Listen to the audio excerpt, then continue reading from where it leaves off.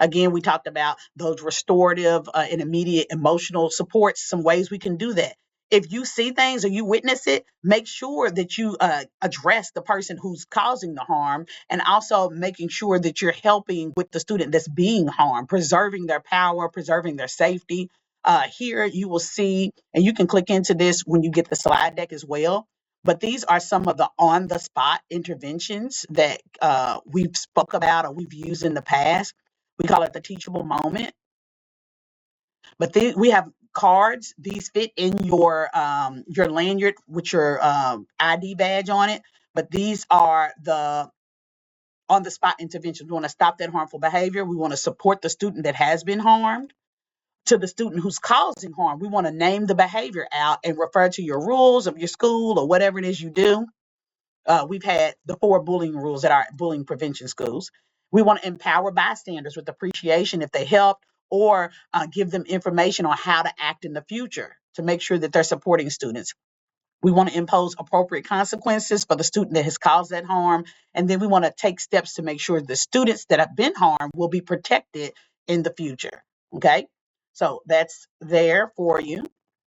Moving to that next step, again, looking at this from an ML lens, multilingual social check-in. Sometimes the students that we are serving, they speak another language. And so when things happen, they may not want to, they may not disclose as much because they're trying to fit in and things of that nature. If you have an interpreter, or you have a BAI, or you have, you can use the interpretation line so that a student can release and speak in their own language. They can let their true feelings out. They can say what they need to say in their native tongue so that it really does get the full story out. This also prevents them from internalizing the drama and repressing any of those type of feelings to try to fit in the moment. And so these are just tips again from that ML lens. And then of course, we always want to encourage restorative conversations between students. Sometimes they can be friends, sometimes they can't.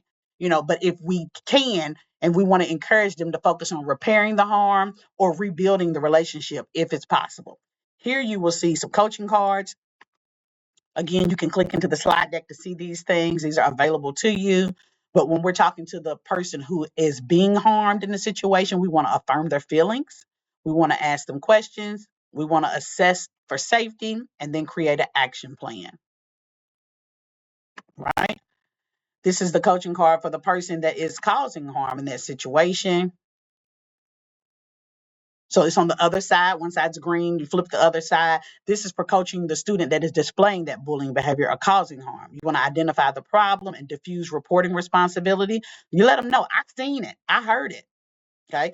You want to apply logical consequences as to what may happen next. You want to help them generate solutions. If this happens again, what can you do differently? How are we going to go about this differently the next time? Because this was not okay. This is not what we do at such and such school. And then fourth, we want to build empathy, connecting to that other person. How would you feel if this was your sister or brother? How would you feel if this was you, if the shoe was on the other foot? So we want to do some perspective change and help build empathy within the student that is causing harm. And then last, these are restorative questions.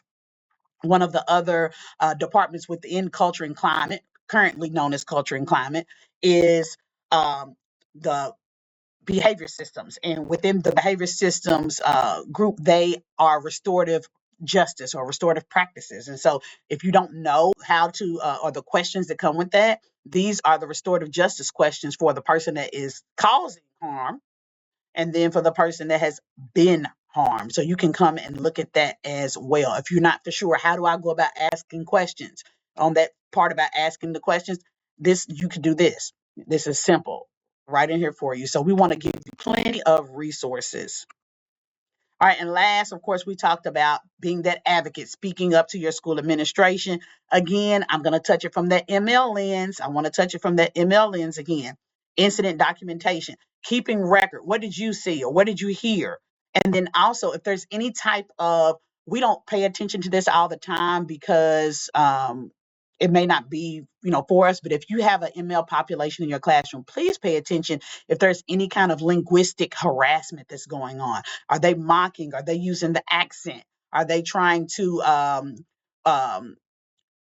impersonate? Are they trying to use that same tone or mock that person for using their language? Okay. So that could be something that is a form of harassment as well. We want to make sure we're keeping our eyes on that and listening for those things. Again, educating your leadership, your school admin about some of the ML risks that may be, taking place, or some of the things, the risk factors that they may be facing.